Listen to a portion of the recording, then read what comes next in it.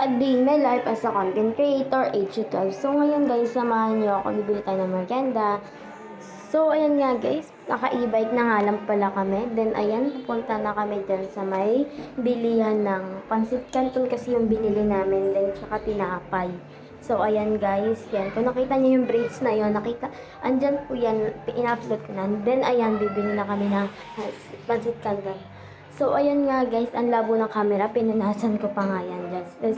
Yung binili namin Pansit Canton, ano guys, hindi naman kasi bumili kami sa may tindala. Pero ang mahal pa din niya guys.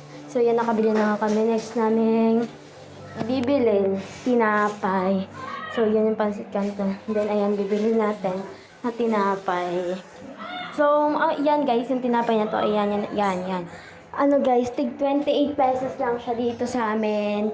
Then, ano siya, tig 28 pesos. Then, ano na siya, 8 pieces siya guys. So, yun guys, 8 pieces siya. Tapos, sa isang layer, ano siya, 4 na pieces. Bali, yan, ay 4 ba? Or 5 pieces pala. 5 pieces. 5 pieces sa isang layer. Then, yung isa, 28 pesos. So, yun guys, 28 pesos. Then, yan, dalawa yung binili namin. So, yan, kulang pa nga dyan ng 8 pesos dahil 50 lang po yung pera namin. Dahil kumuha na ako dun sa may kuya ko. So, yan guys, nalaglag pa nga yung 20.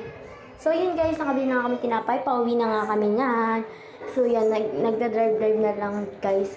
Pa-follow and like, share na lang po guys. Subscribe na din. Then, yun guys, subscribe.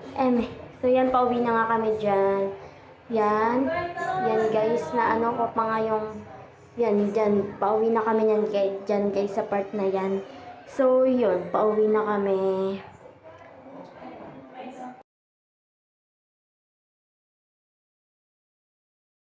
So, yun guys, yan. Ayan, nandito na nga kami sa bahay namin. Then, papasok na ako dyan guys. Yan, nilak pa nga kasi nila yung gate. So, yan, ayan guys. Dami pa nga batang naglalaro. So, yan guys, yan. Yan, okay. Guys, bye!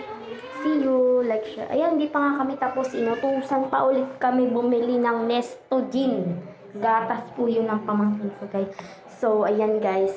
Yan, dito na kami. Siya na nga lang pinamili ko. Then, ako na lang yun nagbantay ng e-bike. Kasi, nasa ano lang naman kami. Hindi naman kami sa as-in gitna. Gilid na gilid kasi kami. Tapos, yan, guys, yung nakikita nyo, maraming lumot. Kaya, madulas siya. Kaya yan, ako na lang yan kasi baka daw masagi. Yan, nandito kami ngayon. Siya na lang yung pinababa ko. And then, yan, pinababa na dito ko. Ayan, nakuha pa nga ni Kuya ng bola. Natamaan pa nga yung e-bike. So, yan guys, bumibili na siya. So, yun. Ayan siya guys. Nakalimutan kasi namin yung bibili namin. So, yan.